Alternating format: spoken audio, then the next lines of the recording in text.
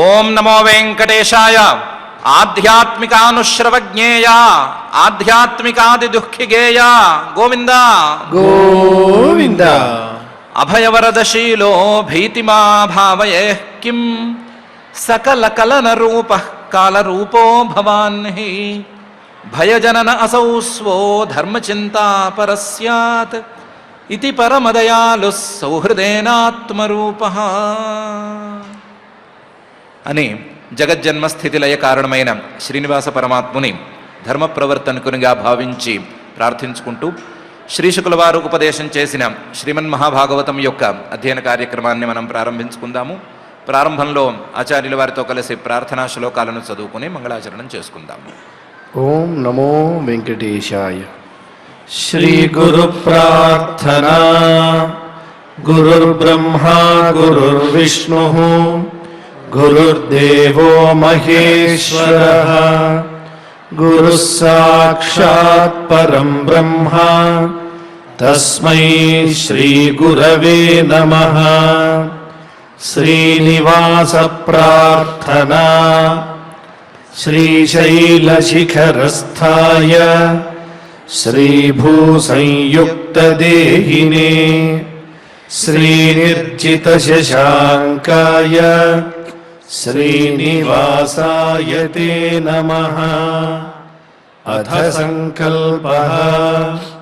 శ్రీమదాదివరాహ క్షేత్రే విరాజమానస్య నిత్యశుద్ధబుద్ధముక్తస్వభావస్య లీలాగృహీతవిగ్రహస్య శ్రీపద్మావతీ జానేః అనుగ్రహేణ అస్మాకం సర్వేషాం బుద్ధిశుద్ధ్యర్థం విద్యాభివృద్ధ్యర్థం భక్తిజ్ఞానవైరాగ్యాది తదనుకూల సర్వసంపత్సమృద్ధ్యర్థం శ్రీపరమేశ్వర ప్రీత్యర్థం శ్రీమద్భాగవత పాఠం కరిష్యామహే. అస్య శ్రీమద్భాగవత స్తోత్ర మహామంత్రస్య నారద ఋషిః బృహతి ఛందః శ్రీకృష్ణః పరమాత్మా దేవత బ్రహ్మ బీజం భక్తిశక్తిః జ్ఞానవైరాగ్యే కీలకం అస్మాకం శ్రీమద్భగవత్ప్రసాదసిద్ధ్యర్థే పాఠే వినియోగః. ధ్యానం.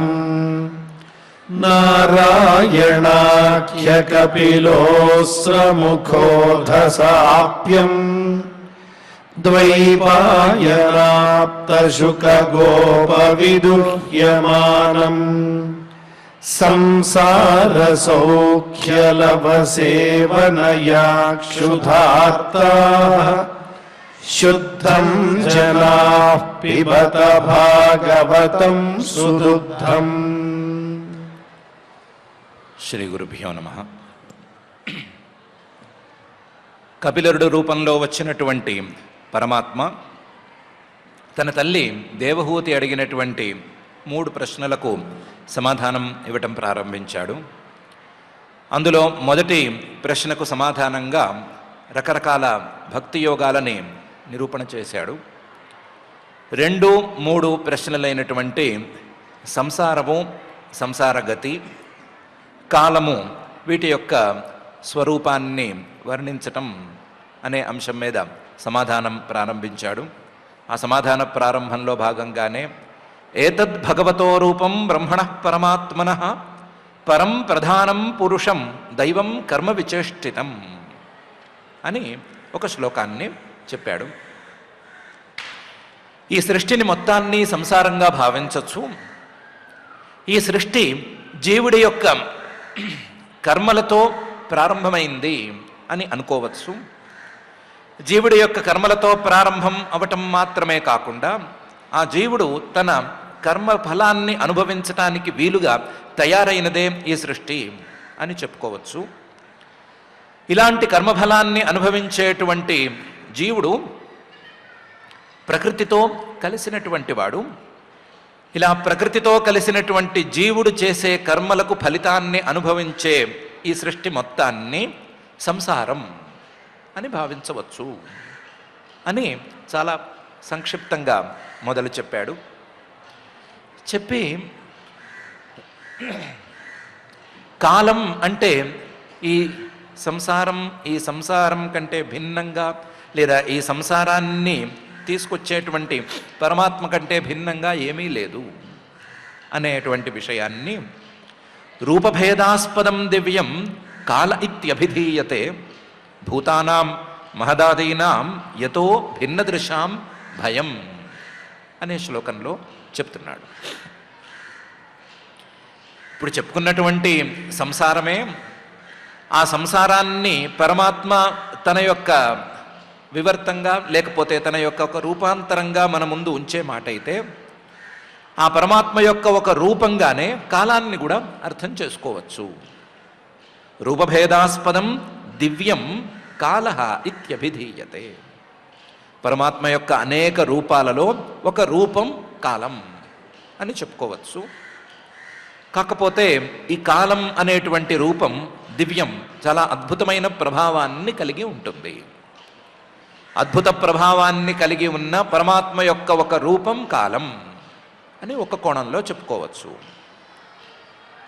ఏమి ఆ పరమాత్మ యొక్క కాల రూపానికి అద్భుత ప్రభావం అని అడిగితే మాత్రం భూతానాం మహదాదీనాం యతో భిన్నదృశాం భయం అని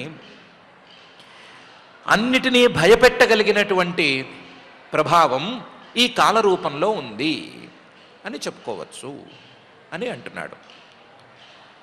భూతానాం ఆయా పనులు చేసేటువంటి భూతాలు, పంచమహాభూతాలు, వీటిని వాటి యొక్క పనులలో సక్రమంగా నిలబెట్టేది, ఆయా భూతాలు సకాలంలో పనులు చేయటానికి వీలుగా వాటిని తోసేది ఈ కాలరూపమైన పరమాత్మ అని. మహదాదీనాం ఈ భూతాలను తెచ్చిపెట్టేటువంటి మహత్తత్వం మొదలైనటువంటి తత్వాలను కూడా నిలబెట్టేది, వాటిని ప్రచోదన చేసేది, ప్రేరణ చేసేది కూడా పరమాత్మే అని. ఈ భూతాలు మహదాదులు ఇవన్నీ కూడా పరమాత్మ భయంతోనే, కాలరూపంలో ఉన్న పరమాత్మ భయంతోనే వాటి పనులను సక్రమంగా నిర్వహిస్తున్నాయి అని చెప్పుకోవచ్చు. దీనితో పాటు భిన్నదృశాం యతో భయం, భేదదృష్టి కలిగినటువంటి వారికి, భేదదృష్టి నేను వేరు పరమాత్మ వేరు అనేటువంటి భేదదృష్టి కలిగినటువంటి వారికి ఈ కాల రూపంలో ఉండేటువంటి పరమాత్మ ద్వారా భయం అనేది తప్పనిసరి. భిన్నదృశాం యతో భయం, భేదదృష్టి కలిగిన వారికి ఏ కాల రూపం నుండైతే భయం అనేది తప్పనిసరిగా కలుగుతుందో ఆ కాల రూపమే పరమాత్మ అని. రూపభేదాస్పదం దివ్యం కాల ఇత్యభిధీయతే భూతానాం మహదాదీనాం యతో భిన్నదృశాం భయం అని ఈ శ్లోకంలో చెప్తున్నాడు. రెండు రకాల పదార్థాలకు భయాన్ని గురించి చెప్పావయ్యా. ఒకటి భూతాలు, మహతత్వం మొదలైనటువంటివి, వాటికి భయం కలుగుతుంది, పరమాత్మ ద్వారా భయం కలుగుతుంది అని చెప్పావు. భిన్నదృశాం భయం అని రెండవ రకంగా మామూలు జీవులకు కూడా భయం కలుగుతుంది, భేద దృష్టి ఉండేటువంటి జీవులకి భయం కలుగుతుంది అని చెప్పావు. భేద దృష్టి ఉన్న జీవులకి భయం కలగటంలో పెద్ద ఆశ్చర్యమేమీ లేదు. వాళ్ళకి భయం అనేది ఒక స్వభావంగా ఉంది. కానీ భయం లాంటి భావనలేవి కనిపించనటువంటి జడ పదార్థాలలో భయాన్ని గురించి అర్థం చేసుకోవటం ఎట్లా? వీళ్ళలో మాత్రం, జీవుల్లో మాత్రం భయం అనేది ఉంది అని అనుకుంటే ఆ భయం పరమాత్మ నుండే వచ్చింది, అందులోనూ కాలరూపంలో ఉండే పరమాత్మ నుండే వచ్చింది అని అర్థం చేసుకోవటం ఎట్లా అనే ప్రశ్నలకు సమాధానంగా పై శ్లోకాలను పరమాత్మ తీసుకొచ్చి చూపిస్తున్నాడు. యోంతః ప్రవిశ్య భూతాని భూతైరత్యఖిలాశ్రయ స విష్ణువాఖ్య అధియజ్ఞోసౌ కాలః కలయతాం ప్రభు అనే శ్లోకంలోను పై శ్లోకాల్లోను.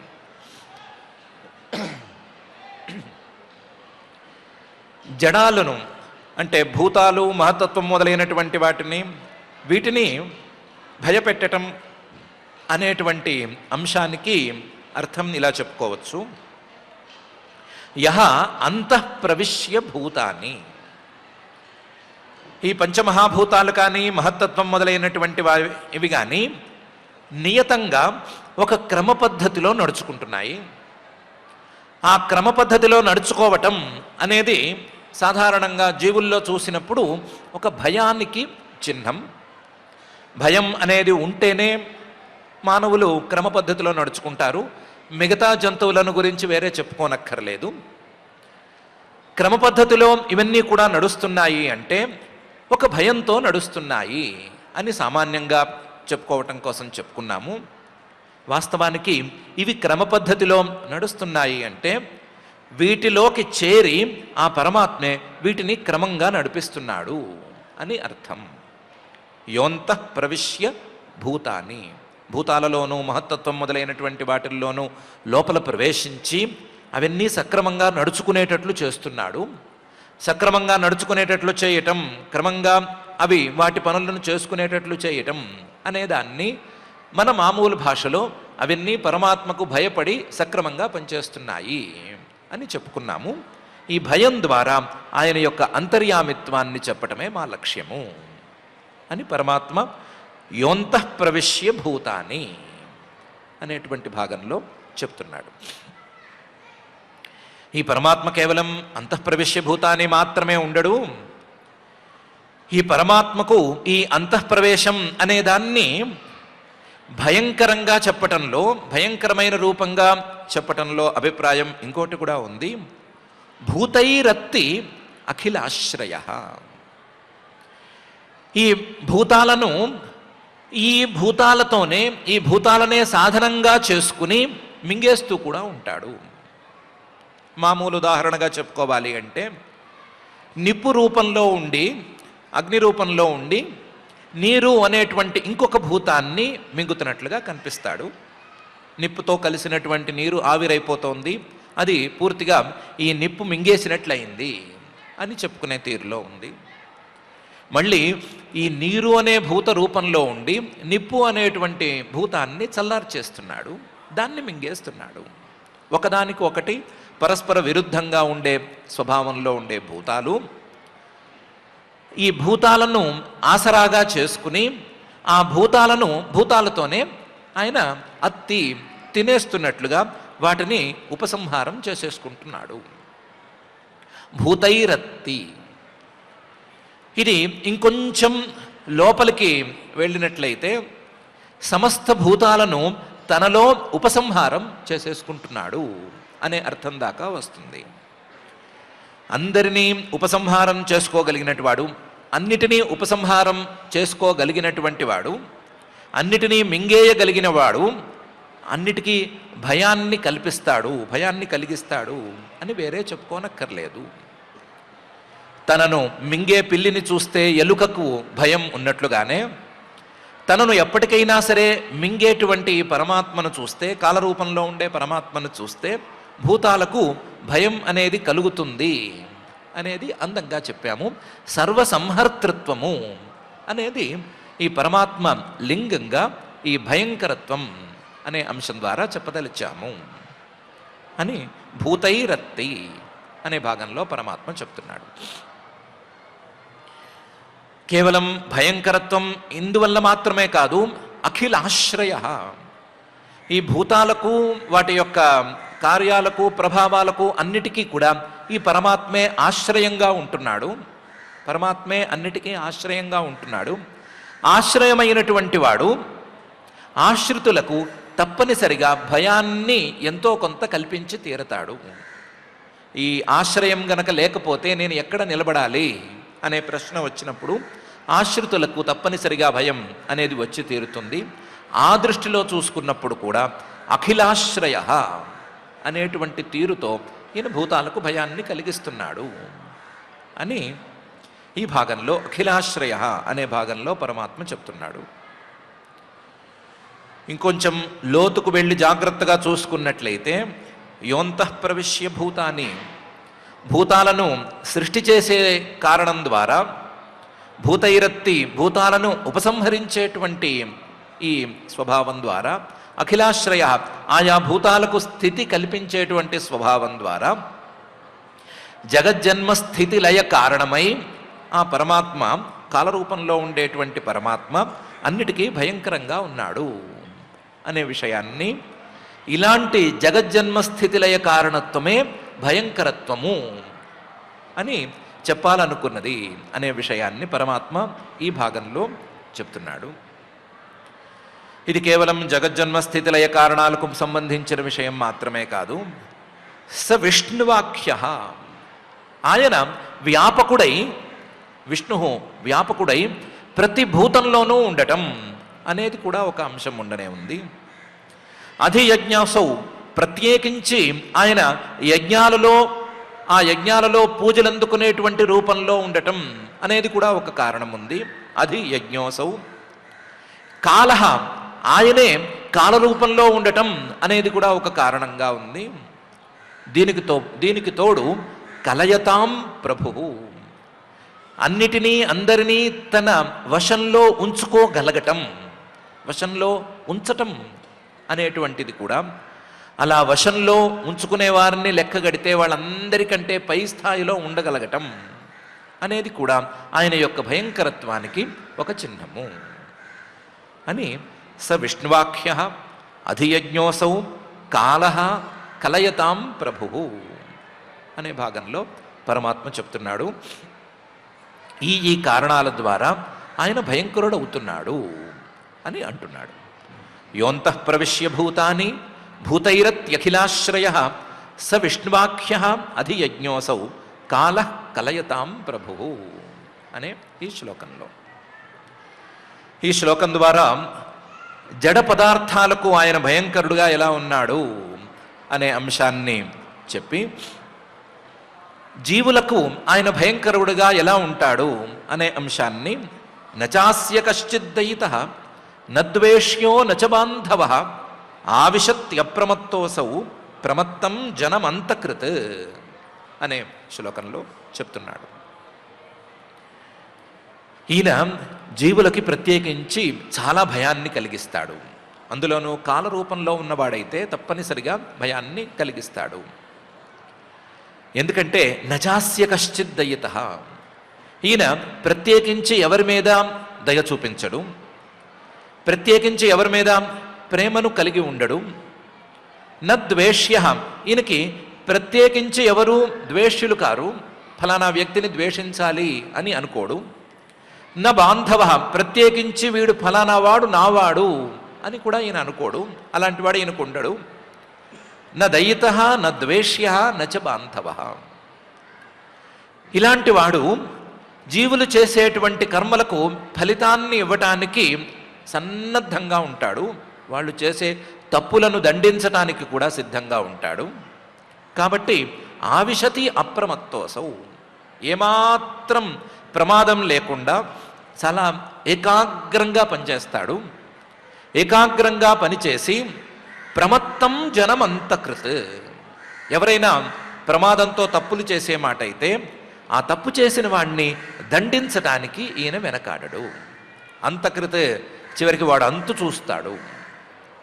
ఇలా చూస్తాడు కాబట్టే, చేసిన తప్పులకు దండనను విధిస్తాడు కాబట్టే ఈయన జీవులకు భయంకరుడు అని చెప్పుకోవటంలో ఏమీ ఆశ్చర్యం లేదు అని. నచాస్య కశ్చిత్ దయితః నద్వేష్యో నచ బాంధవః ఆవిశత్యప్రమత్తోసౌ ప్రమత్తం జనమంతకృత్ అనే ఈ శ్లోకంలో పరమాత్మ చెప్తున్నాడు. పరమాత్మ భయంకరుడు, కాలరూపంలో ఉండేటువంటి పరమాత్మ ప్రత్యేకించి భయంకరుడు అని చెప్పటానికి ఎన్నెన్నో ఉపనిషద్ వాక్యాలున్నాయి. ఆ ఉపనిషద్వాక్యాల సారాంశాన్ని ఒక్కసారి చెప్తే దాన్ని సరిగ్గా అర్థం చేసుకోగలిగితే ఆయన భయంకరుడు ఎలా అయ్యాడు అనే విషయం బాగా స్పష్టంగా అర్థమవుతుంది అనే అభిప్రాయంతో పై శ్లోకాలను ఉపనిషద్వాక్యాల సారాంశంగా పరమాత్మ తెర మీదకి తీసుకొస్తున్నాడు. యద్భయాద్వాతి వాతోయం సూర్యస్తపతి యద్భయాత్ యద్భయాద్ వర్షతే దేవో భగణో భాతి యద్భయాత్ అనే శ్లోకంలోను పై శ్లోకంలోను. వాతి వాయువు ఒక పద్ధతిలో వీస్తున్నాడు లేదా వీస్తోంది. గాలి ఒక పద్ధతిలో వీస్తోంది. ఎవరు దానిని నియంత్రించలేకపోతున్నారు, కానీ తన పద్ధతిలో అది పనిచేసుకుంటోంది. ఆ పద్ధతిలో పనిచేయటానికి కారణం ఎవరు అంటే ఈ పరమాత్మే కారణం. యద్భయాద్వాతి వాతోయం. సూర్యుడు అనేటువంటి వాడు తపతి, గాగా గట్టిగా కాలుతున్నాడు, మండిపోతున్నాడు. మండుతూ వెలుగులను అందిస్తున్నాడు, ఉష్ణశక్తిని కూడా అందిస్తున్నాడు. ఆయన అంత గట్టిగా మండటానికి, అంత వెలుగును ఇవ్వటానికి కారణం ఎవరు అని అడిగితే సూర్యస్తపతి యద్భయాత్. ఆ పరమాత్మ అంటే భయంతోనే సూర్యుడు ఇలా మండుతున్నాడు, వెలుగులనిస్తున్నాడు అని చెప్పాలి. యద్భయాద్ వర్షతే దేవ మబ్బు లేదా మేఘం వర్షిస్తోంది. ఆ వర్షాన్ని ఎవరూ నియంత్రించలేకపోతున్నారు, కానీ ఆ వర్షం మాత్రం లేదా ఆ మబ్బు మాత్రం ఒక పద్ధతిలో తన తీరులో నడుచుకుని వర్షిస్తోంది. అలా వర్షించటానికి కారణం ఎవరు అని అడిగితే యద్భయాద్ వర్షతే దేవ. ఆ పరమాత్మ భయంతోనే వర్షం అనేది సవ్యంగా వస్తోంది అని చెప్పుకోవాలి. భగణోభాతి యద్భయాత్. కొన్ని కోట్ల కొద్ది నక్షత్రాలు, తారకలు ఆకాశంలో వెలుగుతున్నాయి. అవి అలా వెలగటానికి కారణం ఎవరు, అలాగే ఉండటానికి కారణం ఎవరు అని ఆలోచించిన పరమాత్మే అని సమాధానం చెప్పుకోవలసి వస్తోంది. యద్భయాద్వాతి వాతోయం సూర్యస్తపతి యద్భయాత్ యద్భయాద్ వర్షతే దేవో భగణో భాతి యద్భయాత్. యద్వనస్పతయో భీతాః లతాశ్చౌషధిభిः సహ స్వే స్వే కాలేభిగృహ్ణంతి పుష్పాణి చ ఫలాని చ అని కూడా పరమాత్మ చెప్తున్నాడు. వనస్పతయ రకరకాల చెట్లు మొదలైనటువంటివి, లతాహ తీగలు, పాకేటువంటి తీగలు మొదలైనటువంటివి, ఔషధిభిः సహ పైరు, వరి పైరు లేదా గోధుమ పైరు లాంటి పైర్లు వీటితో సహా అన్నీ కూడా స్వే స్వే కాలే అభిగృహ్ణంతి. వాటి కాలాల్లో, నియతమైనటువంటి కాలాల్లో అవి పుష్పాణిచ ఫలానిచ అభిగృహ్ణంతి. పూలు పూస్తున్నాయి, అలాగే ఫలాలను, పళ్ళనిస్తున్నాయి, లేదా సస్యాన్ని ఏదైనా సరే ఇస్తున్నాయి. ప్రతి చెట్టుకి పువ్వు పోయటానికి ఒక కాలం ఉంది, ప్రతి చెట్టుకి కాయ కాయటానికి ఒక కాలం ఉంది, ప్రతి చెట్టుకి పండు రావటానికి ఒక కాలం ఉంది. దాన్ని ముందు వెనక ఎవరు తారుమారు చేయలేకపోతున్నారు. ఆ చెట్టు పువ్వు పూయకుండానో కాయకుండానో ఎవరు తమ సంకల్పంతో అడ్డుకోలేకపోతున్నారు. చెట్టు కాయకుండా చేయాలంటే ఒకే పని చేయాలి, కొమ్మలు తీసేయాలి, అంతకు మించి చేయగలిగింది ఏమీ లేదు. ఆ చెట్టును అలాగే ఉండనిస్తే దాని మానాన తన కాలంలో అది పనులన్నీ చేస్తోంది. ఇలాగే తీగలు పూస్తున్నాయి, ఇలాగే సస్యాలు కూడా వాటి కాలాల్లో అవి పెరుగుతున్నాయి. వేరే కాలంలో అవి సరిగ్గా పెరగటం లేదు అనైనా కనీసం చెప్పుకోవాలి. ఇవన్నీ ఇలా సక్రమంగా నడుచుకోవటానికి, వాటి కాలంలోనే అవి పని చేయటానికి కారణం ఎవరు అని అడిగితే పరమాత్మే అని చెప్పుకోవాలి. ఈ సృష్టిని తయారు చేసినటువంటి పరమాత్మ ఈ సృష్టిలో తాను విధించిన నియమాల ప్రకారమే అన్నీ జరిగేటట్లు చూస్తున్నాడు అని చెప్పుకోవాలి. యద్వనస్పతయో భీతాః లతాశ్చౌషధిభిः సహ స్వే స్వే కాలేభిగృహ్ణంతి పుష్పాణి చ ఫలాని చ అని పరమాత్మ ఈ శ్లోకంలో అంటున్నాడు. ఇవే కాదు, స్రవంతి సరితో భీతాః నోత్సర్పత్యుదధిర్యతః అగ్నిరింధే స గిరిభిః భూర్నమజ్జతి యద్భయాత్ అనే పై శ్లోకంలో స్రవంతి సరితో భీతాః. నదులు చాలా చక్కగా పారుతున్నాయి. నదుల యొక్క పారుదలని ఎవరూ అడ్డుకోలేరు, ఎవరూ వాటి యొక్క గతిని కూడా మార్చలేరు. అవి వాటి తీరులో పారుతున్నాయి. అవి పారటానికి కారణం ఎవరు అని అంటే నదులను సృష్టి చేసిన ఆ పరమాత్మే అని చెప్పుకోవాలి. వీటికంటే కూడా సముద్రుడు, ఎంతో అమితమైన ప్రభావం కలిగినటువంటి సముద్రుడు తన చెలియలి కట్టను దాటి బయటికి రావటం లేదు. ఎప్పుడో తప్ప, మరి పాపం పండిపోయినప్పుడో ఇంకొకప్పుడో తప్ప తన తీరాన్ని దాటి ఆయన బయటికి రావటం లేదు. నోత్సర్పతి ఉదధి యతః. తనకి అంటూ ఒక గిరి గీసుకున్నాడు, ఆ గీతను దాటి ఆయన ఎప్పుడూ బయటికి రాడు. అక్కడే అటు ఇటు ఊగుతూ ఉంటాడు కానీ చిన్నపిల్లవాడిలాగా, దాన్ని దాటి మాత్రం రావటం లేదు. దానికి కారణం ఎవరు అని అడిగినా ఇదే సమాధానం రావాలి. అగ్ని కాస్తంత కట్టెలేస్తే భగభగా చక్కగా మండుతున్నాడు, అగ్నిరింధే. దానికి కారణమేమిటి అని అడిగినా ఇదే సమాధానం చెప్పాలి.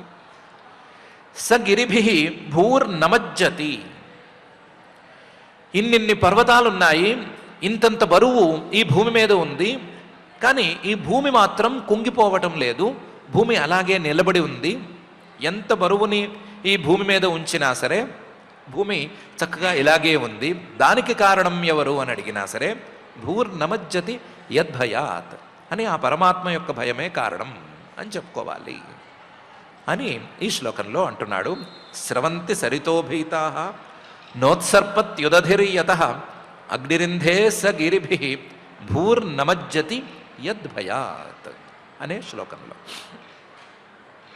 నభోదదాతి శ్వసతాం పదం యన్నియమాదదః లోకం స్వదేహం తనుతే మహాన్ సప్తభిరావృతం అనే పై శ్లోకంలో కూడా ఇంకొంచెం విషయాలను పెంచి ఇదే అంశాన్ని ధృవపరుస్తున్నాడు. నభో దదాతి శ్వసతాం పదం. ఇంత విశాలమైనటువంటి ఆకాశం, ఎవరికీ అందని లొంగని ఆకాశం, ఎవరూ అంతు చూడలేనటువంటి ఈ ఆకాశం, ఇది ఎవరి మాటో విన్నట్లుగా, ఎవరో చెప్పినట్లుగా, ఎవరికో భయపడుతున్నట్లుగా తనలో ఎంతోమందికి అవకాశాన్ని ఇస్తోంది. ఎంతోమంది గాలి పీల్చుకునేటువంటి వాళ్ళు, లేదా ఎన్నో గాలి పీల్చుకునేటువంటి ప్రాణులు ఈ ఆకాశంలో నిలబడి ఉన్నారు. వీళ్ళందరికీ పీల్చుకునేందుకు గాలిని అందించటానికి వాయువు కూడా ఈ ఆకాశంలోనే ఉన్నాడు. వాయువుకు కూడా ఈ ఆకాశం చోటు కల్పించింది. నభో దదాతి శ్వసతాం పదం. అది ఎవరు చెప్పగా చేసింది అని అడిగితే యన్నియమాదదః అని చెప్పుకోవాలి. ఆయన నియమం చేశాడు. ఆకాశం, అవకాశాన్ని నువ్వు అందరికీ నువ్వు అవకాశాన్ని ఇవ్వాలి అని ఆయన నియమం చేశాడు. ఆ నియమం ప్రకారమే ఈ ఆకాశం చేస్తోంది. అదహ, ఎంత దూరంలో ఉన్న ఆకాశమైనా సరే ఇదే పని చేస్తోంది. లోకం స్వదేహం తనుతే మహాన్ సప్తభిరావృతం. మహత్తత్వం అనేటువంటి తత్వం ప్రకృతి ద్వారా తాను పుట్టిన తరువాత తన కార్యమైనటువంటి అహంకార తత్వాన్ని, అలాగే దాని తర్వాత వచ్చేటువంటి పంచ మహాభూతాలని, అలాగే సూక్ష్మ స్థూల భూతాలని, మిగతా సృష్టిని, మిగతా ప్రపంచాన్ని తనలో ఎందుకు ఉంచుకుంటోంది? తనను ఒక దేహంగా చేసుకుని తన దేహంలో వీటన్నిటినీ ఎందుకు భరిస్తోంది? ఎందుకు భరించవలసి వచ్చింది? మహత్తత్వం సృష్టి చేయకుండా ఆగిపోవచ్చు కదా. ప్రకృతి ద్వారా మహత్తత్వం వచ్చింది, కానీ మహత్తత్వం ద్వారా పైన సృష్టి జరగకుండా ఉండవచ్చు కదా అని అడిగితే అలా కాదు. లోకం స్వదేహం తనుతే మహాన్ సప్తభిరావృతం యన్నియమాత్. ఆయన నియమం చేశాడు. ఓ మహత్తత్వమా, నువ్వు పుట్టి ఊరుకోవడం కాదు, నువ్వు అహంకారతత్వాన్ని పుట్టించవలసిందే, దాని తర్వాత సూక్ష్మభూతాలు పుట్టవలసిందే, దాని తర్వాత క్రమక్రమంగా ఈ సృష్టి విస్తరించవలసిందే అని చెప్పాడు. చెప్పినందువలన మొత్తం తన దేహాన్ని లోకంగా మార్చి, మనకు కనిపించేటువంటి ఈ లోకాలుగా మార్చి ఈ సృష్టిని మొత్తం తనుతే విస్తృతపరుస్తోంది ఆ మహత్తత్వం. మహాన్ సప్తభిరావృతం. తన తరువాత తనతో కలిసి వచ్చేటువంటి ఈ మహంకారతత్వము ప్రకృతి వీటన్నిటినీ కలుపుకుని మహత్తత్వం ఇంత పని చేస్తోంది. అది కేవలం ఆయన యొక్క భయమే, ఆయన యొక్క నియమమే అని పరమాత్మ చెప్తున్నాడు. గుణాభిమానినో దేవాః సర్గాదిష్వస్య యద్భయాత్ వర్తంతేను యుగం యేషాం వశ ఏతచ్చరాచరం అనే శ్లోకంలో ఇవేవో అల్లాటప్ప చిన్న చిన్న భూతాలు, చిన్న చిన్న మబ్బులు ఇలాంటివి మాట వినటం అని కాదు. గుణాభిమానినో దేవాః, ఆయా గుణాలను నియంత్రించేటువంటి దేవతలు, బ్రహ్మాది దేవతలు ఆయా గుణాలను ఆశ్రయించుకుని ఆయా గుణాలను నియంత్రిస్తూ ఆయా గుణాలతో ఈ సృష్టి కార్యంలో పాల్గొనేటువంటి బ్రహ్మాది దేవతలందరూ కూడా సర్గాదిషు ఎవరికి ఏ పని ఒప్పచెబితే ఆ పని మా పని ఇంతవరకు అనే ఉద్దేశంతో చేస్తున్నారా లేదా? సర్గాదిషు యద్భయాత్, ఎవరు చెప్తే చేస్తున్నారు, ఎవరి భయంతో చేస్తున్నారు అంటే ఆ పరమాత్మ తాలూకు భయంతోనే అని చెప్పాలి. ఎంత భయపడుతున్నారు అంటే వర్తంతే అనుయుగం. ఎన్నిసార్లు సృష్టి వచ్చినా సరే బ్రహ్మగారు ఆ సృష్టి చేయటానికి వెనకాడటం లేదు. ఎన్నిసార్లు చేస్తామండి ఇదే సృష్టిని అని అడగట్లేదు. ఎన్నిసార్లు చేయవలసి వచ్చినా చేస్తూనే ఉన్నాడు. విష్ణువు ఎన్నిసార్లు సృష్టిని పాలన చేయవలసి వచ్చినా, ఎన్నిసార్లు ఈ సృష్టిని రాక్షసులు అటు ఇటు కదిలిస్తున్నా సరే ఆయన ఆ పని చేస్తూనే ఉన్నాడు. ఎన్నిసార్లు ఈ సృష్టిని తను మింగవలసి వచ్చినా సరే ఆ రుద్రుడు మింగుతూనే ఉన్నాడు. వర్తంతే అనుయుగం. పోనీ వీళ్ళేమైనా సామాన్యులా అంటే ఏషాం వశే ఏతచ్చరాచరం. ఈ ముగ్గురు కూడా మొత్తం ప్రపంచాన్ని తమ చెప్పు చేతల్లో ఉంచుకోగలిగినటువంటి వాళ్ళు, వశే తమ అదుపులో ఉంచుకోగలిగినటువంటి వాళ్ళు, సమర్థులు. ఇటువంటి వాళ్ళు కూడా తమ పనికి తాము కట్టుబడి ఉన్నారు అంటే ఆ పరమాత్మ యొక్క భయం ద్వారానే వీళ్ళు చేస్తున్నారు అని చెప్పుకొని తీరాలి. అని చిన్నా చితకా వాళ్ళు భయపడటమో లేదా చిన్నా చితకా జడ పదార్థాలు భయపడినట్లు ఉండటమో కాదు, మొత్తం సృష్టిని నియంత్రించేటువంటి వాళ్ళు కూడా ఈయన యొక్క భయంలోనే పనిచేస్తున్నారు అనే విషయాన్ని గుణాభిమానినో దేవాః సర్గాదిష్వస్య యద్భయాత్ వర్తంతే అనుయుగం యేషాం వశ ఏతచ్చరాచరం అనే శ్లోకంలో పరమాత్మ చెప్తున్నాడు. ఇవన్నీ కూడా ఈ యద్భయాద్వాతి వాతోయం సూర్యస్తపతే యద్భయాత్ ఇవన్నీ కూడా ఉపనిషద్వాక్యాల సారాంశాలే. ఆ పరమాత్మే అందరికీ కూడా భయాన్ని కలిగిస్తాడు, అందరినీ భయపెట్టినట్లుగా వాళ్ళ వాళ్ళ పనుల్లో నియతంగా ఉంచుతాడు. ఒక్క జీవుల్ని మాత్రం పెద్దగా వేరే రకంగా భయపెట్టలేడు. ఎంత భయపెట్టినా సరే వాళ్ళు వెళ్ళాలనుకున్న దారిలో వెళతారు కానీ సవ్యంగా వెళ్ళరు. అందుకని వీళ్ళని మాత్రం తప్పు చేస్తే దండించే తీరులో భయపెడుతున్నాడు. మిగతా వాళ్ళు మాత్రం ఆయన భయం చూసి పనులు చేసేస్తారు. ఈ జీవులు మానవులు మాత్రం ఒక పట్టానం లొంగరు. అందువల్ల వీళ్ళు తప్పు చేస్తే మహద్భయం వజ్రముద్యతం అని నెత్తి మీద టపయమని ఒకటి పీకి వీళ్ళని దారిలో ఉంచడానికి పూనుకుంటాడు. ఇలా అందరినీ భయపెట్టడం, అందరినీ భయపెట్టి అందరినీ సక్రమంగా మార్గంలో ఉంచటం అనేది పరమాత్మ యొక్క ఒక లక్షణమైతే ఆ లక్షణం కాలానికి కూడా కాస్త పడుతోంది.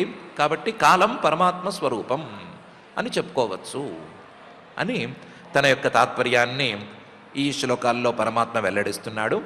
వెల్లడిస్తూ సోనంతోంతకరః కాలః అనాదిరాదికృత అవ్యయః జనం జనేన జనయన్ మారయన్ మృత్యునాంతకం అని ఆయన యొక్క పరమాత్మ యొక్క భయంకరత్వాన్ని లేదా పరమాత్మ యొక్క అంతకరత్వం అనేటువంటి లక్షణాన్ని ఈ శ్లోకంలో చూపిస్తున్నాడు.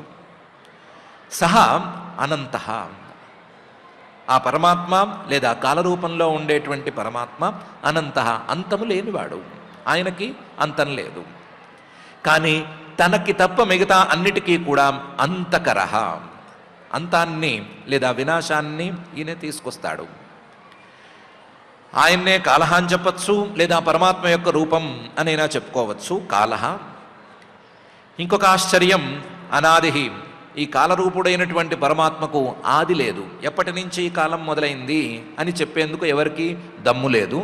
అనాదిహి, కానీ తాను తప్ప మిగతా అన్నిటికీ కూడా ఆదికృత్, ఎప్పుడు ఏవి పుట్టాలి అని నిర్ణయించి వాటిని నియమంగా పుట్టించేటువంటి వాడు. సహా అనంత అంతకర కాల అనాదిహి ఆదికృత్. కానీ ఇన్ని రకాల క్రియలు జరుగుతున్నంత మాత్రాన ఆయనలో మాత్రం ఏ తేడా రాదు. ఆయన అవ్యయ, ఏ రకమైన వ్యయము లేనివాడు, తన యొక్క శుద్ధ స్వరూపాన్ని నిలబెట్టుకుని ఉండేటువంటి వాడు. అనాదిహి ఆదికృత్ అవ్యయ. కానీ ఈయన ఏ సృష్టిని చేస్తాడు, ఎలా ఈయన సంహారం చేస్తాడు అని ఒక పట్టాన్ని ఎవరికి అంతుపట్టదు. చూస్తే సృష్టి అనేది చూడటానికి ఎలా కనిపిస్తుంది అంటే, తండ్రి ద్వారా పిల్లవాడు పుడుతున్నాడు, లేదా ఎలుకని పిల్లి మింగేస్తోంది అనే తీరులోనే కనిపిస్తుంది. తల్లిదండ్రులు పిల్లలు కలుగుతున్నారు, పిల్లవాడు పుట్టాడు అంటే దానికి కారణం ఎవరు? తల్లిదండ్రులు అన్నట్లే ఉంది. ఎలుకని పిల్లి మింగింది అంటే మింగటానికి కారణం ఎవరు అంటే పిల్లి అన్నట్లే ఉంది. ఎలుకని తినేసింది ఎవరు అంటే పిల్లి అన్నట్లే ఉంది. ప్రత్యేకించి ఈయనే అన్నీ పుట్టడానికి కారణమని కానీ, ఈయనే అన్నిటినీ మింగేస్తున్నాడు అని కానీ చెప్పడానికి వీలు లేకుండా ఉంది. కానీ జాగ్రత్తగా లోతుల్లోకి వెళ్ళి చూస్తే జనం జనేన జనయన్, ఈయనే తల్లిదండ్రుల రూపంలో ఉండి పిల్లవాడిని కలిగిస్తున్నాడు. జనం జనేన జనయన్ మారయన్ మృత్యునా అంతకం. ఈయనే ఏం చేస్తున్నాడు? పిల్లి రూపంలో ఉండి ఎలుకను మింగుతున్నాడు. పిల్లి ఎలుక ఉదాహరణకి సరిపోతాయే కానీ మృత్యువు రూపంలో ఉండి అందరినీ మింగేస్తున్నాడు అని చెప్పుకోవటమే సబబు. మృత్యువు కాదు మింగేది, మృత్యువు రూపంలో ఈయన ఉండి మింగుతున్నాడు. మారయన్ మృత్యునా.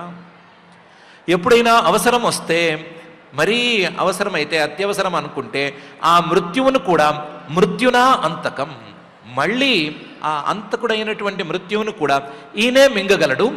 మృత్యువుతో సహా అన్నిటినీ మింగేయగలడు. అన్నిటినీ ఆయా రూపాల్లో ఉండి పుట్టించగలడు, అన్నిటినీ ఆయా రూపంలో ఉండి మింగేసేయగలడు. పిల్లి రూపంలో ఉండి ఎలుకను మింగగలడు, మృత్యువు రూపంలో ఉండి అందరినీ మింగగలడు. అవసరమైతే ఆ మృత్యువును కూడా మింగే ఇంకొక రూపాన్ని తీసుకుని మృత్యువును కూడా నాకేసేయగలడు. అలాంటి ప్రభావం కాలరూపంలో ఉండే పరమాత్మకు తప్పనిసరిగా ఉంది అని. సోనంత అనంతకర కాల అనాది ఆదికృత్ అవ్యయ జనం జనేన జనయన్ మారయన్ మృత్యునా అంతకం అనే ఈ శ్లోకంలో పరమాత్మ చెప్తున్నాడు.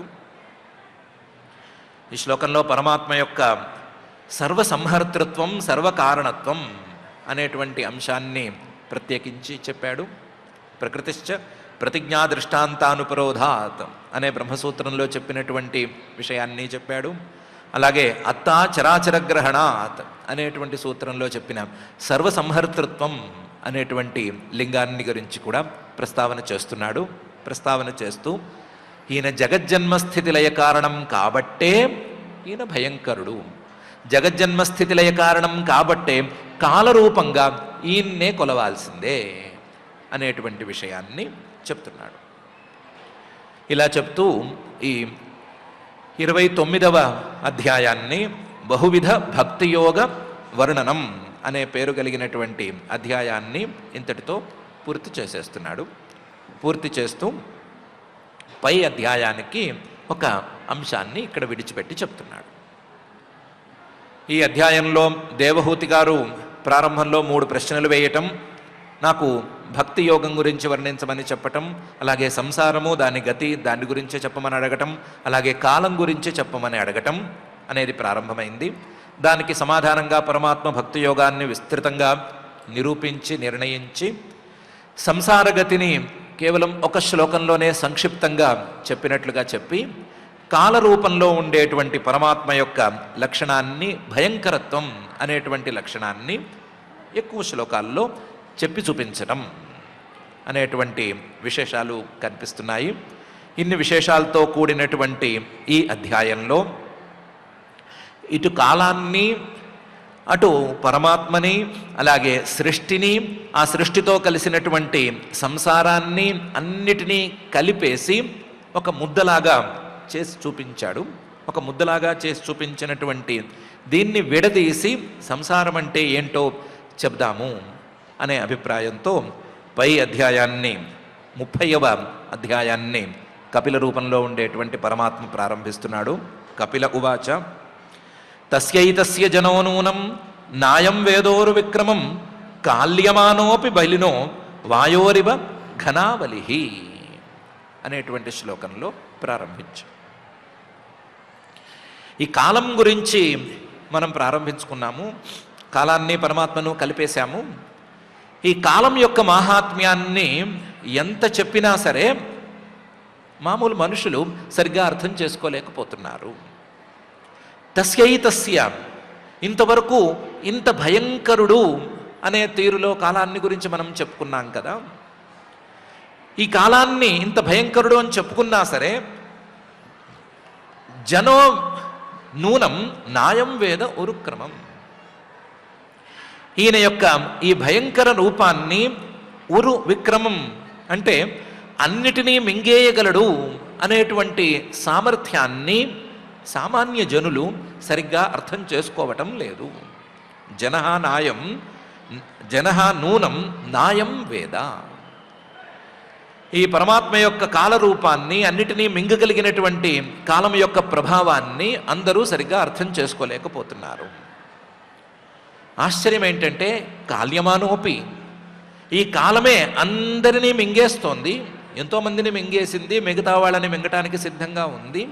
కాల్యమానోపి, ఆ కాలం మింగుతుంటే మింగించుకుంటూనే, ఎలాగైతే కొండ చిలువ నోటికి చిక్కితే ఆ కొండ చిలువ కొద్ది కొద్దిగా లాక్కుంటూ ఉంటుందో, అలాగే ఈ కాలం అనేటువంటి ఈ పరమాత్మ కూడా కొద్ది కొద్దిగా అందరినీ లోపలికి లాక్కుంటూనే ఉన్నాడు. నన్ను లోపలికి లాక్కుంటున్నాడు అని అందరికీ సుమారుగా అర్థమవుతూనే ఉంటుంది. కాల్యమానోపి, ఎవరూ దీన్ని అర్థం చేసుకోవటం లేదు, సరిగ్గా దీన్ని వాడుకోవటం లేదు, వినియోగించుకోవటం లేదు. ఎంత బలంగా ఈయన లోపలికి లాక్కుంటున్నాడంటే బలినో వాయోరివ ఘనావలిహి, చాలా ప్రబలంగా ఉండేటువంటి వాయువు, చాలా వేగంగా వీస్తూ ఉండేటువంటి వాయువు మబ్బుల్ని తునాతునకలు చేసి ముక్కలు చేసేసి ఎటు కావాలంటే అటు విసిరి పడేస్తున్నట్లుగా ఎంతో బలం ఉండేటువంటి ఈ కాలం ఈ మనుషుల్ని ఎటు కావాలంటే అటు విసిరేసేస్తోంది. జాగ్రత్తగా చూసి ఆలోచించుకుంటే ఈ కాలం అనేటువంటి పరమాత్మ శక్తి మనుషుల్ని అటు నరకంలోకి విసిరేసేస్తోంది, ఇటు స్వర్గంలోకి విసిరేస్తోంది, ఇంకొక జన్మకి విసిరేసేస్తోంది, లేదా ఇంకా చాలా జన్మలకు విసిరేయగలుగుతోంది. మబ్బుల్ని విసిరేసే గాలిలాగా, ఆపుకోలేనటువంటి శక్తిలాగా ఇది పనిచేస్తోంది. ఇది పనిచేస్తుంటే ఆ పనికి, ఆ ప్రభావానికి లోనవుతూనే ఉన్నాడు మానవుడు. కానీ దీని రూపాన్ని అర్థం చేసుకోలేకపోతున్నాడు. తస్యైతస్య జనో నూనం నాయం వేదోరు విక్రమం కాల్యమానోపి బలినో వాయోరివ ఘనావలిహి అని ఈ శ్లోకంలో పరమాత్మ చెప్తున్నాడు. ఆశ్చర్యమండి. యమర్థముపాదత్తే దుఃఖేన సుఖహేతవే తం ధునోతి భగవాన్ పుమాన్ శోచతి యత్కృతే అని కేవలం ఈ మానవుల్ని, జీవుల్ని అటు ఇటు విసిరేసేయటం కాదు, వాళ్ళ చేతుల్లో ఉన్నవి లాక్కుంటున్నాడు. వాళ్ళు చాలా కష్టపడి సాధించామనుకున్న దాన్ని కూడా లాగేసుకుంటున్నాడు. ఎవరు లాగేసుకుంటున్నారు అని వీళ్ళకి అర్థం కావట్లేదు. యం అర్థముపాదత్తే దుఃఖేన సుఖహేతవే, ఈ మానవుడు దుఃఖేన చాలా ప్రయాసపడి సుఖహేతవే, ఏదో సుఖాన్ని సాధిద్దాము అని అనుకున్నట్లుగా చేత్తో ఏదో తీసుకుంటున్నాడు. యం అర్థం ఉపాదత్తే, ఏ వస్తువుని తీసుకున్నా సరే తం ధునోతి భగవాన్, దాన్ని అక్కడికక్కడ విరిచి ముక్కలు చేసి కింద పారేస్తున్నాడు. తంతం ధునోతి భగవాన్ పుమాన్ శోచతి యత్కృతే. ఈ చేతిలోంచి కింద పడిన దాని గురించి ఈ పురుషుడు ఆలోచిస్తూనే ఉన్నాడు, కానీ అసలు ఇది ఎలా పడింది అని మాత్రం ఆలోచించలేకపోతున్నాడు. కింద పడింది, చిన్న ఉదాహరణగా చెప్పుకోవాలి అంటే, చాలా కష్టపడి తల్లిని నసపెట్టి వధపట్టి ఒక ఐస్ క్రీమ్ కొనిపించుకున్నాడు పిల్లాడు. ఇలా చేత్తో పట్టుకుంటే ఎందుకైందో తెలియదు, ఆ కోన్ విరిగి కింద పడిపోయింది. కోన్ విరిగి కింద పడింది అని, కింద పడిపోయింది, నేను తిందామనుకున్న ఐస్ క్రీమ్ నాకు దొరకలేదు అని పిల్లవాడు ఏడుస్తున్నాడే కానీ అసలు ఈ కోన్ ఎందుకు విరిగింది అని ఎప్పుడైనా ఆలోచిస్తాడా? ఆలోచించడు కదా. అలాగే పిల్లవాడి కంటే కూడా ఇంకా తక్కువ స్థాయిలో ఉండేటువంటి మానవులు ఏదో కష్టపడి నసపెట్టో వధపట్టో లేకపోతే ఏదో ఒకటి చేసో ఏదో అనుభవిద్దాము అని చేతిలోకి తీసుకుంటున్నారు. ఇంతలోనే అది చేజారి కింద పడిపోతోంది. కింద పడిపోతే కింద పడిన దాన్ని చూసి బాధపడుతున్నారే తప్ప ఇది కింద జారి పడిపోయింది నాకు అందలేదు అని బాధపడుతున్నారే కానీ ఎందుకు ఇలా జరిగింది, ఎవరు చేశారు అని పరీక్షించుకుని నిర్ణయించుకోలేకపోతున్నారు. వాళ్ళు గనక సరిగ్గా పరీక్షించుకున్నా నిర్ణయించుకున్నా కాలరూపంలో ఉండేటువంటి పరమాత్మ తెర మీదకి తప్పనిసరిగా వస్తాడు. ఆ పరమాత్మను అందుకోవటం అనే దానికి అది ఖచ్చితంగా ఒక దారి అవుతుంది అని పరమాత్మే చెప్తున్నాడు. యం యమర్థముపాదత్తే దుఃఖేన సుఖహేతవే తంతం ధునోతి భగవాన్ పుమాన్ శోచతి యత్కృతే అనే ఈ శ్లోకంలో. పుమాన్ శోచతి అనంగానే మిగతావన్నీ మర్చిపోయి అసలు ఈ మానవుడికి శోకం అనేది ఎందుకు వస్తుంది అని ప్రశ్న వేస్తే దానికి సమాధానం చెప్తున్నాడు. శోకానికి వేరే కారణమేమీ లేదు. యదధ్రువస్య దేహస్య సానుబంధస్య దుర్మతి ధ్రువాణి మన్యతే మోహాత్ గృహక్షేత్ర వసూనిచ అని ఈ శ్లోకంలో. ఏం లేదు, యదధ్రువస్య దేహస్య సానుబంధస్య దుర్మతి ధ్రువాణి మన్యతే మోహాత్. మానవుడు శోకించటానికి, మానవుడు బాధపడటానికి లేదా దుఃఖం అనే దాన్ని అందుకోవటానికి అతనికి ఉన్నటువంటి మోహం కారణం, అతనికి ఉన్న అజ్ఞానం కారణం. ఈ అజ్ఞానం అనేది ఎలా బయటపడుతోంది అంటే, యదధ్రువస్య శాశ్వతం కానటువంటి ఈ దేహాన్ని అడ్డం పెట్టుకుంటున్నాడు, మధ్యలో పెట్టుకుంటున్నాడు. యదధ్రువస్య దేహస్య, ఈ దేహానికి సంబంధించిన వాటన్నిటినీ ఒక వరుసలో పెట్టుకున్నాడు. వాటికి ఒక ప్రయారిటీ లిస్ట్ అనేది పెట్టాడు. మొదలు దేహం తర్వాత దేహానికి దగ్గరగా ఉండేటువంటి భార్య, ఆ భార్య తర్వాత పిల్లల తర్వాత మిగతా వాళ్ళు లేదా స్నేహితులు, ఎవరికి వాళ్ళకి సర్కిల్స్ గీసేశాడు. ఎవరి వారిని వాళ్ళ సర్కిల్స్లో నిలబెట్టేశాడు. ఎవరెవరు ఏ స్థాయిలో అనుబంధంతో ఉండాలి అని నిర్ణయించేశాడు. సానుబంధస్య, కానీ ఎవరెవరు ఏ స్థాయిలో ఉండాలి, ఏ అనుబంధంలో ఉండాలి అనటానికి ఇతను అనుసరించినటువంటి లాజిక్ సవ్యంగా ఉంది అని నిర్ణయం ఏమీ లేదు, నియమమేమీ లేదు. దుర్మతి, ఆ నియమాన్ని అనుసరించటంలో ఇతనేమి సవ్యమైన మతినైతే వాడలేదు. దుర్మతి, తనకు ఉపయోగం ఎక్కువగా ఏ వస్తువు ద్వారా కలుగుతుందో, ఏ వ్యక్తి ద్వారా కలుగుతుందో వాళ్ళని దగ్గరగా పెట్టాడు. తనకు ఉపయోగం కలగకపోతే దూరం పెట్టేశాడు. అలా పెట్టి సానుబంధ దేహాన్ని వీటన్నిటినీ కలిపి కూడా ధ్రువాణి మన్యతే, ఇవన్నీ శాశ్వతం అని, వీటన్నిటినీ తాను శాశ్వతంగా అనుభవిస్తున్నాను అని లేదా శాశ్వతంగా వీటిని రక్షిస్తూ ఉండాలి అని రకరకాలుగా భ్రమపడటం మొదలుపెట్టాడు. ధ్రువాణి మన్యతే మోహాత్. వీటిల్లో చాలానే ఉన్నాయి, లిస్ట్ చాలా పెద్దది.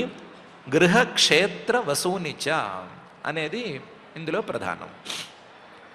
ఎవరికైనా ముందు గృహం, తమ ఇల్లు కావాలి, ఫస్ట్ సర్కిల్లో అది ఉంటుంది. క్షేత్రం, వాళ్ళు కొనుక్కున్న ప్లాట్లు అవన్నీ ఉంటాయి కదా, అవి రెండో సర్కిల్లో ఉంటాయి. క్షేత్రాలు కుదిరితే గనక ఫామ్స్ కొనుక్కుంటే ఫామ్ హౌస్లు ఇవన్నీ కూడా ఈ సెకండ్ సర్కిల్లో ఉండొచ్చు.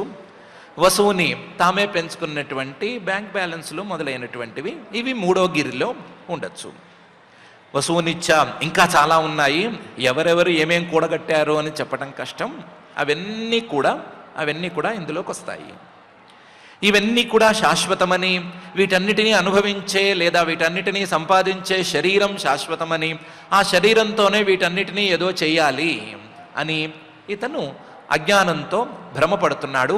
ఇతను పడేటువంటి భ్రమ, ఇతని యొక్క ఈ అజ్ఞానమే ఇతని యొక్క శోకానికి కారణం అని పరమాత్మ యదధ్రువస్య దేహస్య సానుబంధస్య దుర్మతి ధ్రువాణి మన్యతే మోహాత్ గృహక్షేత్ర వసూనిచ అనే ఈ శ్లోకంలో చెప్తున్నాడు.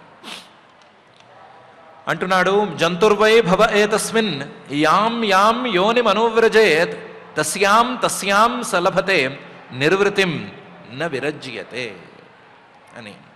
చాలా ఆశ్చర్యంగా ఉంది. ఒకవేళ ఈ దేహమే ఇతనైతే ఇలాంటి దేహాలు ఇతనికి ఎన్ని వెళ్ళినాయి, ఎన్ని రాబోతున్నాయి, ఎన్ని కొత్త దేహాలు వస్తున్నా, ఎన్ని పాత దేహాలు వెళ్ళిపోయినా సరే ఈ దేహం నేను అని అనుకోవటం మాత్రం ఇతను మానటం లేదు.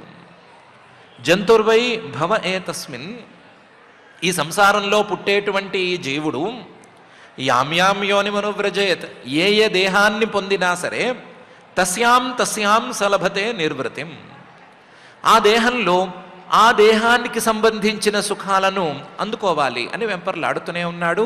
అందుకున్నానని అనుకుంటున్నాడు. తస్యాం తస్యాం సలభతే నిర్వృతిం న విరజ్యతే.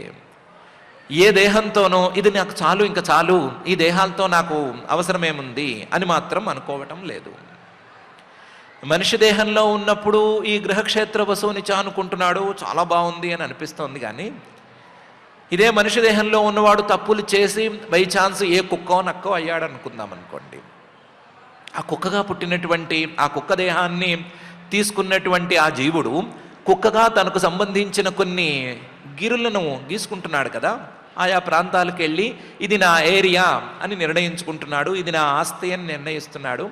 నిర్ణయించుకుని ఆ ఆస్తిలో తన ప్రాంతంలో దొరికేవన్నీ ఏదో తినాలి అని లేదా తిరగాలి అని తపన పడుతూనే ఉన్నాడు. ఇలా ఏ దేహానికి వెళ్ళినా సరే ఆ దేహానికి సంబంధించిన గిరులు గీసుకుంటూనే ఉన్నాడు, సుఖాలను అనుభవిస్తున్నానని అనుకుంటూనే ఉన్నాడు. ఏ దేహంలోనూ ఎన్ని దేహాలు వెళ్ళాయి, ఎన్ని దేహాలతో నేను ఇలా సుఖాలను అనుభవిస్తున్నాను అని మాత్రం ప్రశ్నించుకోవటం లేదు, లేదా వైరాగ్యం కోసం దారి చూసుకోవటం లేదు.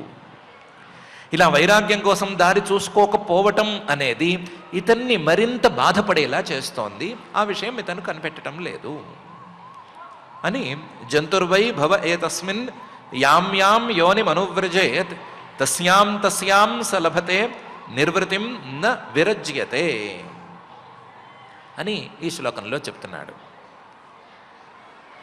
అందరికీ తెలియకపోవచ్చు, కానీ ఈ జీవుణ్ణి తీసుకెళ్ళి పొరపాటున నరక శరీరంలో ఉంచేసిన, నరకంలో ఒక దేహాన్ని సృష్టించి ఆ దేహంలోకి ఇతన్ని పంపిణీ చేసినా సరే నరకస్థోపి వై దేహం, నరకస్థోపి దేహం వై న పుమాన్ త్యక్తుమిచ్చతి నారక్యాం నిర్వృతౌ సత్యాం దేవమాయా విమోహిత అనే తీరులో ప్రవర్తిస్తున్నాడు అని పరమాత్మ అంటున్నాడు. నరకస్థోపి, నరకంలో తీసుకెళ్ళి వీడిని కూర్చోపెట్టేసినా సరే, నరకంలో ఉంచినా సరే దేహం వై న పుమాన్ త్యక్తుమిచ్చతి, ఆ నరకంలో ఉండేటువంటి ఆ దేహాన్ని విడిచిపెట్టడానికి ఇష్టపడట్లేదు. ఏంటంటే నారక్యాం నిర్వృతౌ సత్యం, ఆ నరకంలో ఉండేటువంటి వాళ్ళు కాసేపు కొరడాలతో కొట్టి కొట్టి కొట్టి అలసిపోయి చిన్న గ్యాప్ ఇస్తారు. ఆ గ్యాప్ ఇచ్చేటప్పుడు అమ్మయ్యా అని అనుకుంటాడు. అనుకుని ఏదో సుఖంగా ఉంది, ఇంతకాలం తిన్న దెబ్బల నుంచి ఇప్పుడు కాసేపు నిష్కృతి లభించింది కదా, హాయిగా ఉంది, ఇలాగే ఉంటే బాగుండు అని అనుకుంటాడే కానీ ఇలాగే ఉంటే బాగుండు, ఈ నరక శరీరం ఉండి ఈ నరక శరీరంలో దెబ్బలు తగలకుండా ఉంటే బాగుండు, లేదా వీడు అలసిపోయి ఇక్కడి నుంచి వెళ్ళిపోతే బాగుండు అని అనుకుంటాడే కానీ నారక్యాం నిర్వృతౌ సత్యాం, ఈ నరక శరీరం నాకెందుకు గోలా, ఇక్కడి నుంచి వెళ్ళిపోవాలి, నేను ఈ దేహంతో సంబంధం లేకుండా ఉండాలి అని మాత్రం అనుకోడు. ఆశ్చర్యం ఏమి అంటే దేవ మాయా విమోహిత, ఆ పరమాత్మ యొక్క మాయతో ఇతను పూర్తిగా మోహపడ్డాడు అనే చెప్పాలి. తాను పెంచుకున్న, తాను పోషించుకున్నటువంటి ఈ మోహానికి లొంగి ఈ మోహంతో అతను చివరికి నరకదేహాన్ని కూడా విడిచిపెట్టడానికి ఇష్టపడటం లేదు. నరకదేహంలో కూడా ఏదో సుఖాన్ని వెతుక్కుంటున్నాడు, సుఖాన్ని అక్కడ కూడా వెతుక్కుంటున్నాడే తప్ప అసలు సుఖం అంటే ఏంటి అని మాత్రం వెతకటం లేదు అని పరమాత్మ అంటున్నాడు. నరకస్థోపి వైదేహం న పుమాన్ త్యక్తుమిచ్చతి నారక్యాం నిర్వృతౌ సత్యాం దేవమాయా విమోహిత అనే ఈ శ్లోకంలో అంటున్నాడు. ఆత్మజాయా సుతాగార పశుద్రవిణ బంధుషు నిరూఢ మూల హృదయ ఆత్మానం బహుమన్యతే అని.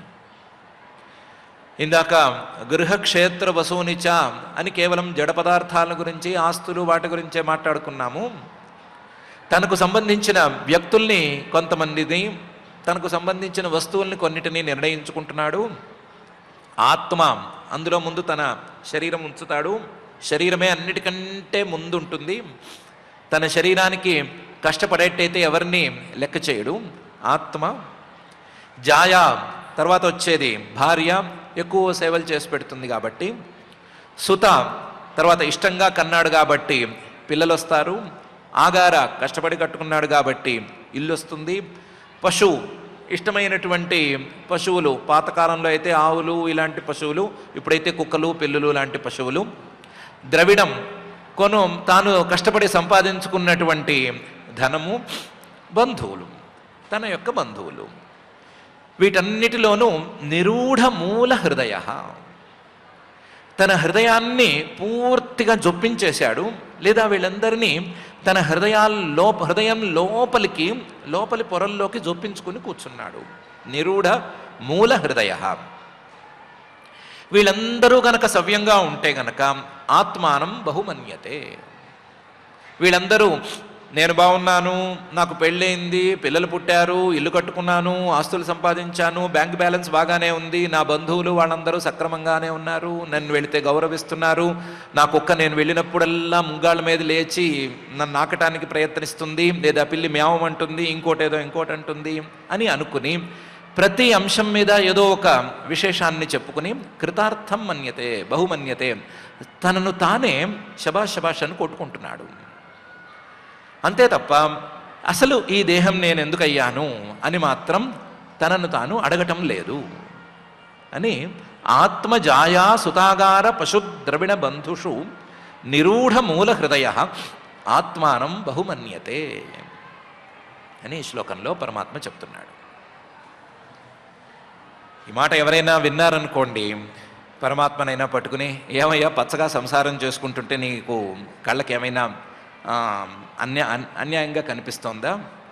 ఏదో పెళ్లి చేసుకున్నాడు, పిల్లల్ని కన్నాడు, ఇల్లు కట్టుకున్నాడు, సుఖంగా ఉంటున్నాడు, ఆయన బంధువులు అందరూ బాగుంటే ఏదో కళ్ళు పచ్చబడ్డట్టుగా వేరే రకంగా మాట్లాడతావేంటి?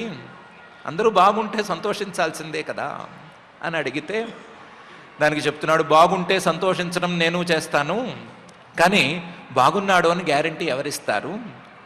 సందహ్యమాన సర్వాంగ ఏషాం ఉద్వహనాధిన కరోత్యవిరతం మూఢ దురితాని దురాశయగా ఉన్నాడు, అందుకని సంతోషించే పరిస్థితి లేదు అని చెప్తున్నాడు. వీళ్ళందరూ సవ్యంగా ఉన్నంత మాత్రాన, ఇవన్నీ సవ్యంగా ఉన్నంత మాత్రాన ఇతనేమి సుఖంగా లేడు. సందహ్యమాన సర్వాంగ, ఎప్పటికప్పుడు ఒంట్లో ఉండే అన్ని అవయవాలు మండిపోతున్నట్లున్నాయి ఇతనికి.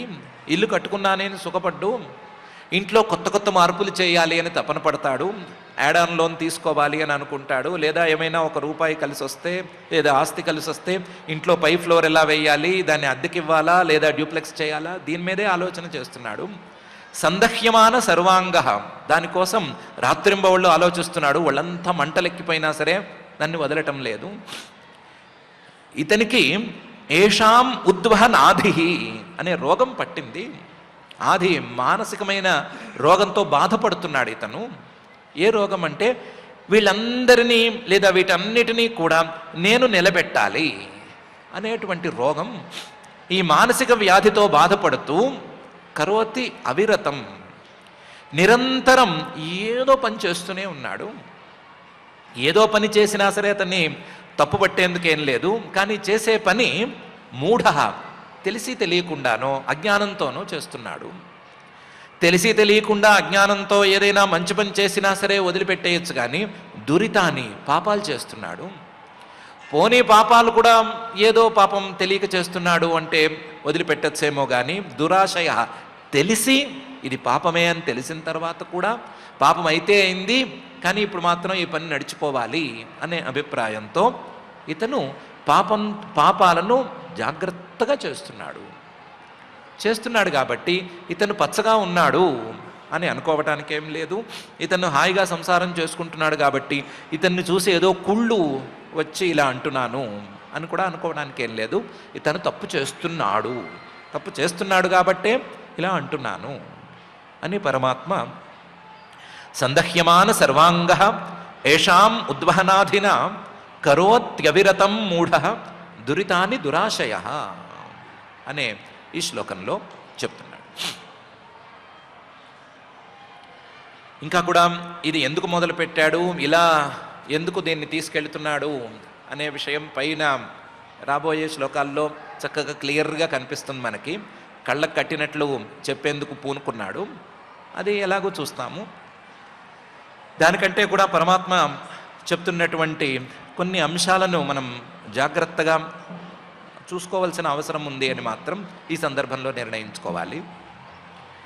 ఒకటి, తప్పులు ఎందుకు చేస్తున్నాము, తప్పులు చేయటానికి అసలు మూలం ఏమిటి అనే అంశం మీద నిజమైన ఆలోచన మనలో ఉందా లేదా అనేటువంటి విచారణ. రెండవది, తప్పులు చేయటానికి మూలమే గనక మన మోహం, మన అజ్ఞానమే అయితే ఆ అజ్ఞానాన్ని తొలగించుకోవటానికి మనం ఏమాత్రం ప్రయత్నం చేస్తున్నాము అనేటువంటిది. ఒకవేళ తప్పులు చేసే మాట అయితే ఆ తప్పులు చేస్తే దండించటానికి సిద్ధంగా ఉండేటువంటి కాలరూపంలో ఉండే ఆ పరమాత్మ దండిస్తే మనం ఎక్కడికి పారిపోవాలి అనేటువంటిది. పోనీ ఆ కాలరూపుడైనటువంటి పరమాత్మను తప్పించుకుని వెళ్ళగలిగినటువంటి శక్తి మనలో ఎవరికైనా ఒక్కరికైనా ఉందా అంటే ఒక్కరికి లేదు. చివరికి బ్రహ్మ విష్ణు మహేశ్వరులు కూడా ఆయనకి లొంగి ఉండవలసిందే. ఎంతటి మహానుభావులైనా, ఎంత మహాప్రభావం ఉన్నవాళ్ళైనా, అది మహత్తత్వమైనా, పంచభూతాలైనా, ఇంకొకళ్ళైనా ఈ సృష్టిలో కనిపించే వస్తువులైనా, మనకు కనిపించని వస్తువులైనా, ఏవైనా సరే ఆయన భయానికి లొంగి ఉండవలసిందే అని చెప్తున్నప్పుడు, ఆయన్ని దాటి వెళ్ళగలిగిన శక్తి ఎవరికీ లేనప్పుడు, ఆయనే తాను సృష్టిలో ఉంచినటువంటి ఈ నియమాలను దాటి వెళ్ళిన వారిని దండించటానికి సిద్ధంగా ఉంటున్నప్పుడు, మనం ఆయన కోరలకి చిక్కితే ఏ పరిస్థితిలోకి దిగజారిపోతాము అనే విషయం మీద కూడా మనం ఆలోచన చేయాలి. అలాంటి ఆలోచన చేసే దిశగా మనల్ని ప్రోత్సహించడానికే పరమాత్మ ఇంత విస్తృతంగా ఈ రకమైనటువంటి వ్యవహారాన్ని చెప్పుకుంటూ వస్తున్నాడు. మొత్తం చూస్తే కానీ ఏ వరుసలో వెళుతోందో తెలియనట్లుగా చెప్తున్నాడు. మొత్తం జాగ్రత్తగా ముందు వెనక చూసుకుంటే కానీ అసలు చెప్పదలుచుకుంది ఏమిటి అని తెలియనట్లుగా చెప్తున్నాడు. కానీ తెలియవలసినటువంటి విషయాన్ని మన మనసుల్లోకి గుచ్చటానికి చాలా గట్టిగా ప్రయత్నం చేస్తున్నాడు. మనలో భయాన్ని కలిగించి ఆ భయం ద్వారా మనం సన్మార్గం వైపు నడిచేటట్లు, అసలు ఈ మార్గాన్నే విడిచిపెట్టి జ్ఞాన మార్గాన్ని అందుకునేటట్లు చేయాలి అని పరమాత్మ తపన పడుతున్నాడు. ఆయన యొక్క తపనను అర్థం చేసుకుని మనం సన్మార్గంలో ఉండి జ్ఞాన మార్గంలోకి ప్రవేశించేటట్లుగా ఏదైనా ఒక కొత్త ఆలోచన చేయాలి, కొత్త స్టెప్ అనేది తీసుకోవాలి. అలాంటి స్టెప్ తీసుకోవటానికి ఒక దిక్సూచిగా పరమాత్మ యొక్క ఉపదేశాన్ని మనం చక్కగా వాడుకుని మనం తప్పులు చేయకుండా నిరంతరం కాయవలసిందిగా, మనల్ని ఎట్టి పరిస్థితుల్లోనూ దండనకు మాత్రం గురి చేయకుండా ఉండవలసిందిగా ఆ జగజ్జన్మస్థితి లయ కారణమైన శ్రీనివాస పరమాత్మని ప్రార్థించుకుందాం. ఆ ప్రార్థనతో ఈ రోజుకి పారాయణ కార్యక్రమాన్ని ప్రారంభించుకుందాం. ఈరోజు తృతీయ స్కంధంలో 29వ అధ్యాయంలో 27వ శ్లోకం నుంచి మనం పారాయణ చేసుకుంటున్నాం. అథ అథ శ్రీమద్భాగవతే శ్రీమద్భాగవతే పారమహంస్యాం సంహితాయాం పారమహంస్యాం సంహితాయాం తృతీయస్కంధే తృతీయస్కంధే ఏకోనత్రింశాధ్యాయే ఏకోనత్రింశాధ్యాయే శ్లోకాః శ్లోకాః అథ మాం సర్వభూతేషు అథ మాం సర్వభూతేషు భూతాత్మానం కృతాలయం భూతాత్మానం కృతాలయం అర్హయేద్దానమానాభ్యాం అర్హయేద్దానమానాభ్యాం మైత్ర్యా భిన్నేన చక్షుషా మైత్ర్యా భిన్నేన చక్షుషా జీవాశ్రేష్టా హ్యజీవానాం జీవాశ్రేష్టా హ్యజీవానాం తతః ప్రాణభృతః శుభే తతః ప్రాణభృతః శుభే తతః సచిత్తాః ప్రవరాః తతః సచిత్తాః ప్రవరాః తతశ్చేంద్రియవృత్తయః తతశ్చేంద్రియవృత్తయః తత్రాపి స్పర్శవేదిభ్యః తత్రాపి స్పర్శవేదిభ్యః ప్రవరారసవేదినః ప్రవరారసవేదినః తేభ్యో గంధవిదశ్రేష్ఠాః తేభ్యో గంధవిదశ్రేష్ఠాః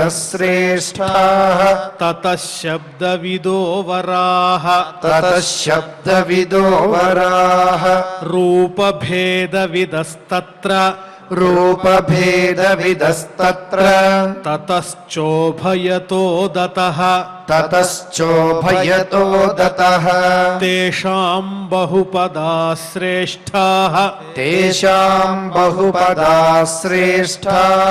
చతుష్పాదస్తతో ద్విపాత్ చతుష్పాదస్తతో ద్విపాత్ తతో వర్ణాశ్చ చత్వారః తతో వర్ణాశ్చ చత్వారః తేషాం బ్రాహ్మణ ఉత్తమః తేషాం బ్రాహ్మణ ఉత్తమః బ్రాహ్మణేష్వపి వేదజ్ఞో బ్రాహ్మణేష్వపి వేదజ్ఞో హ్యర్థజ్ఞోభ్యధికస్తతః హ్యర్థజ్ఞోభ్యధికస్తతః అర్ధజ్ఞాత్ సంశయచ్ఛేత్త అర్ధజ్ఞాత్ సంశయచ్ఛేత్త తతః శ్రేయాన్ స్వకర్మకృత్ తతః శ్రేయాన్ స్వకర్మకృత్ ముక్తసంగస్తతో భూయాన్ ముక్తసంగస్తతో భూయాన్ అదోగ్ధా ధర్మమాత్మనః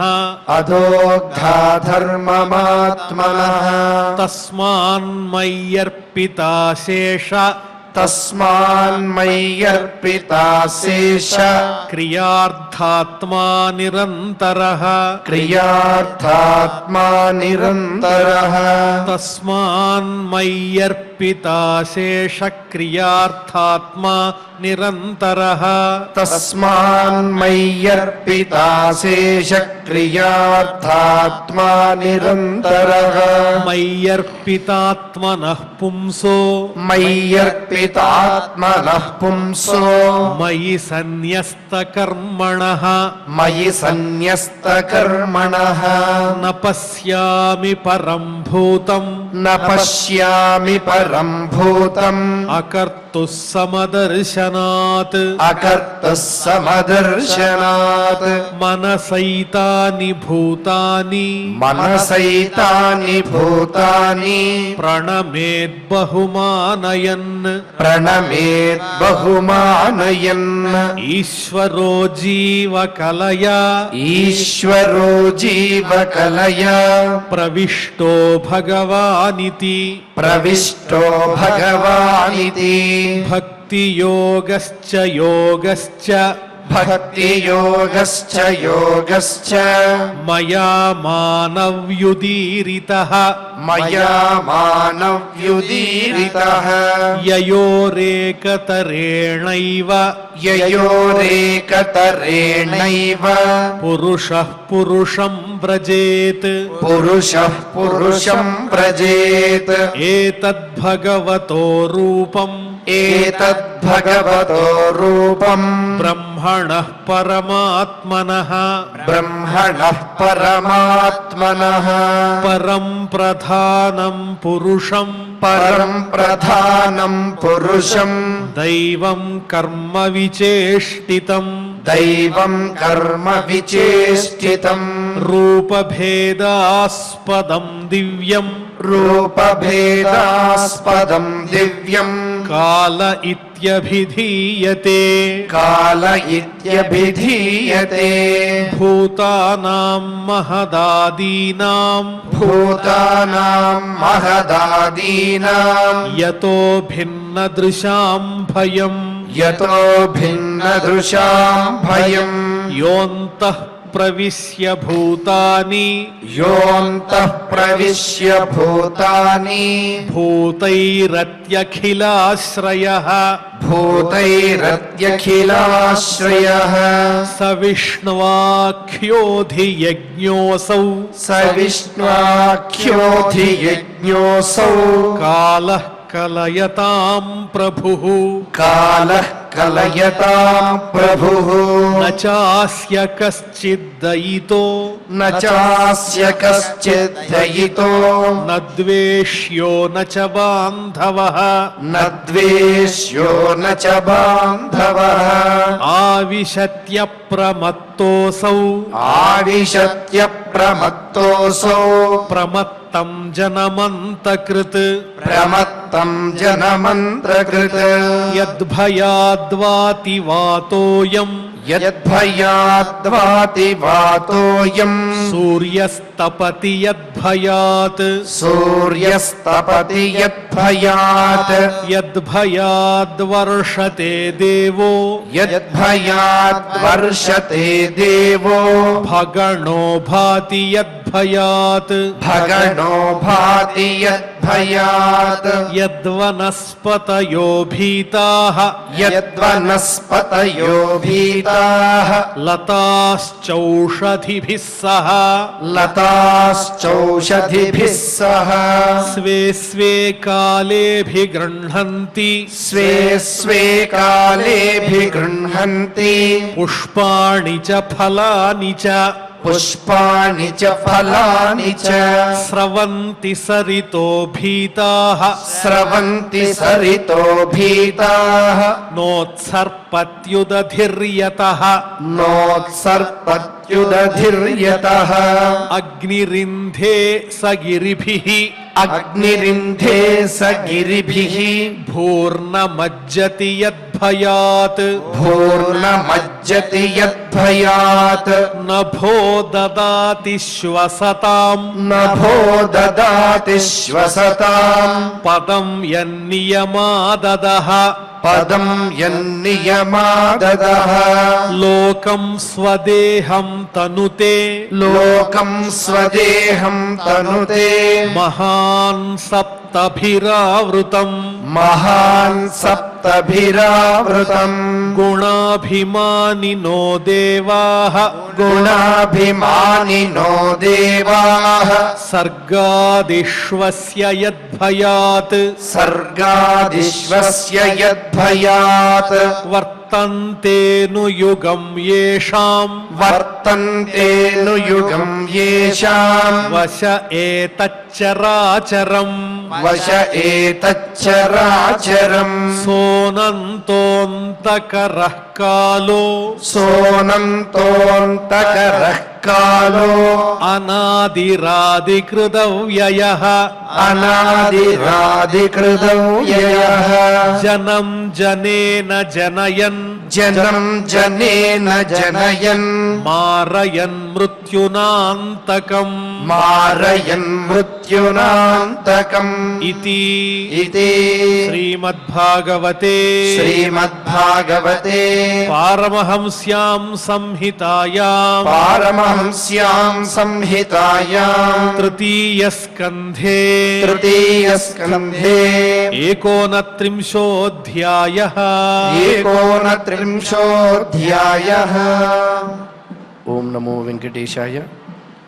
పూని అసత్యంబులైన గృహక్షేత్ర పశుధన సుతవధూ బాంధవాది వివిధ వస్తువులను ధ్రువముగ మదినమ్మి వరలు దుర్మతియగువాడు జంతు సంఘాతమగు దేహ సంబంధమున నిల్చి అర్థినయ్యోనులందు జొరగననుగమనించును వనియందు విరక్తుండు కాకయుండును నరకస్థుడైన దేహి ఆత్మీయ దేహంబు దివిరి వదలలేక తనకది పరమ సౌఖ్యంబు పరమ సౌఖ్యాకరంబుగాక వర్తించు అదియునుగాక అతడు దేవమాయ విమోహిత భావుడగుచు అని ఆ పరమాత్మ అందించినటువంటి నిరంతరము మన యొక్క ప్రతి క్రియ గురించి జరిగేటువంటి విశేష అంశాల గురించి కళ్ళకు కట్టినట్లుగా శ్రీమద్ భాగవత అమృత ఫల రసాస్వాదంలో భాగంగా మనం ఆ దేవదేవుని యొక్క కృపా విశేషంతో ఆచార్యముఖంగా ప్రతినిత్యము ప్రతిరోజు సాయం సంధ్య వేళ ఆ భాగవతాన్ని చక్కగా ఆలకిస్తూ ఉన్నాం, భగవత్ తత్వాన్ని తెలుసుకుంటూ ఉన్నాం. నిరంతరము ఇటువంటి భాగ్యాన్ని సౌభాగ్యాన్ని మనకి అందివ్వమని ఆ దేవదేవుని భక్తి శ్రద్ధలతో ప్రార్థిస్తూ యథాప్రకారం నేడు కూడా క్షమాప్రార్థన దగ్గర నుంచి మంగళాంతం వరకు పఠించి నేటి అధ్యయన కార్యక్రమానికి మంగళ పరిసమాప్తిని పలుకుదాం. అథ క్షమా ప్రార్థనా యదక్షరపదభ్రష్టం మాత్రాహీనం చ యద్భవేత్ తత్సర్వం క్షమ్యతాం దేవ నారాయణ నమోస్తుతే. అథ భగవత్సమర్పణం కాయేన వాచా మనసేంద్రియైర్వా బుద్ధ్యాత్మనా వా ప్రకృతే స్వభావాత్ కరోమి యద్యత్ సకలం పరస్మై నారాయణాయేతి సమర్పయామి. అథ లోకక్షేమ ప్రార్థనా సర్వే భవంతు సుఖినః సర్వే సంతు నిరామయాః సర్వే భద్రాణి పశ్యంతు మా కశ్చిద్ దుఃఖభాగ్ భవేత్.